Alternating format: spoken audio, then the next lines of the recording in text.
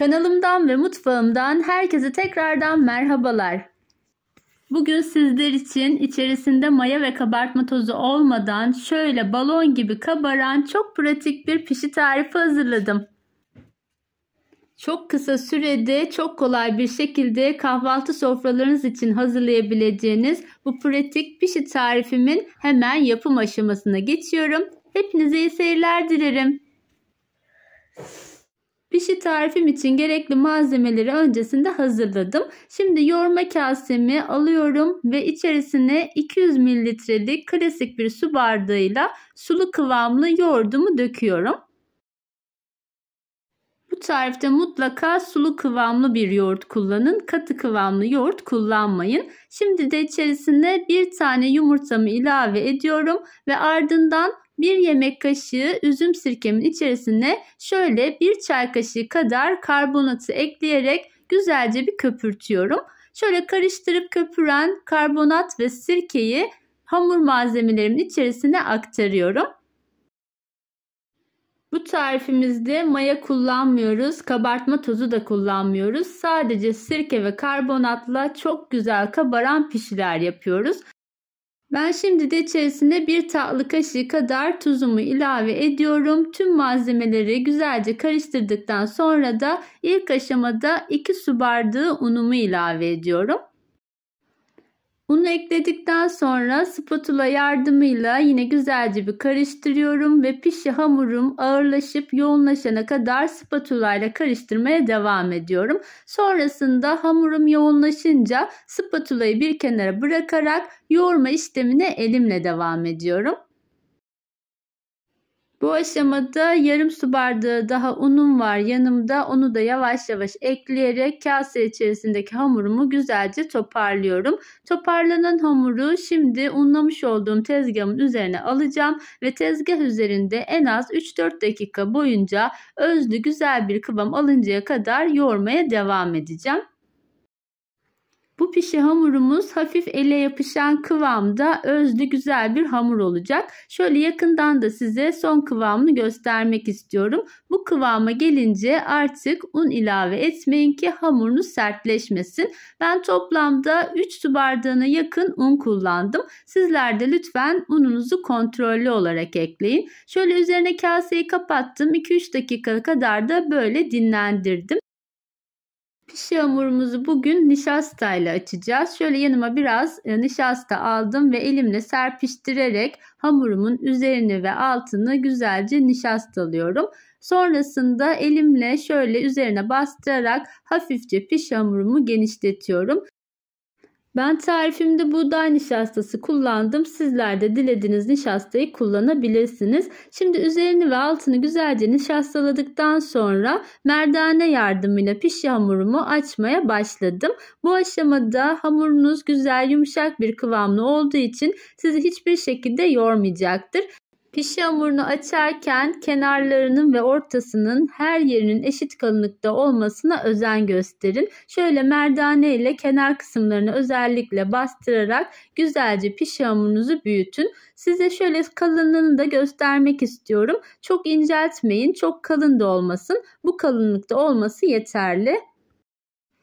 Şimdi de pişi hamurumu bir bardak yardımıyla keserek şekil veriyorum. Ben pişimi yuvarlak şekil vererek hazırladım. Sizler dilerseniz bu aşamada bir rulet ya da bıçakla keserek kare kare dilimler halinde de hazırlayabilirsiniz. Bu arada yuvarlak şekil verdikten sonra orta kısımda kalan bu hamur parçalarını da birleştireceğim. Onları da tekrar açarak, kızartarak değerlendireceğim. Yine tezgah üzerinde bu parçaları elimle bastırarak şöyle yuvarlıyorum ve bunun da üzerini ve altını nişastaladıktan sonra açarak bunları bir bıçakla keserek kare kare dilimliyorum.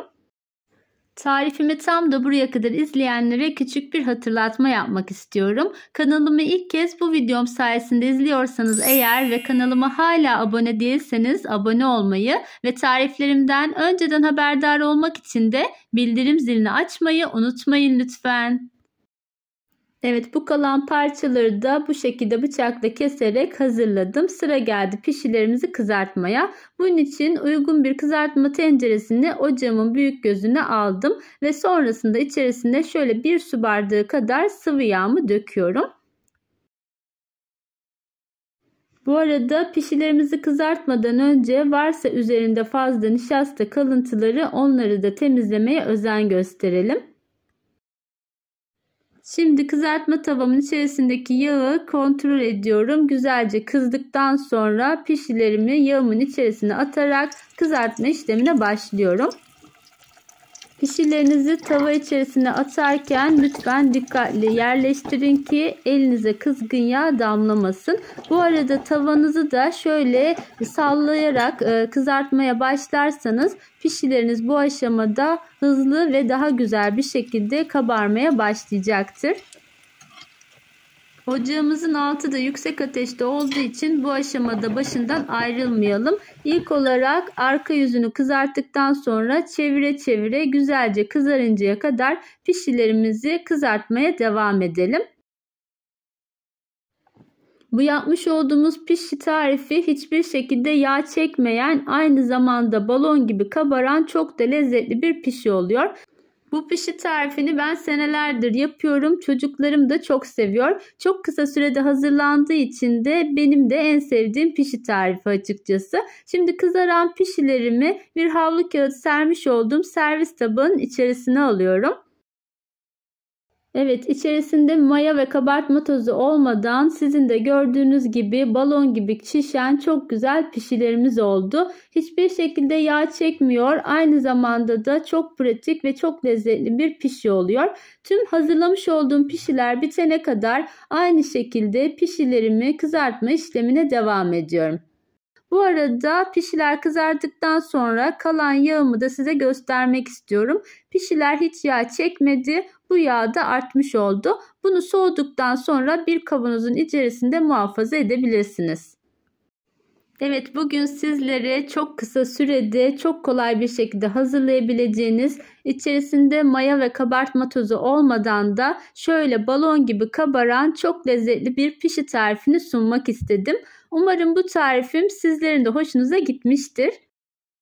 Biz bu pişiyi üzerine pudra şekeri serpiştirerek yemeyi çok seviyoruz. Size de fikir olması amacıyla burada paylaşmak istedim.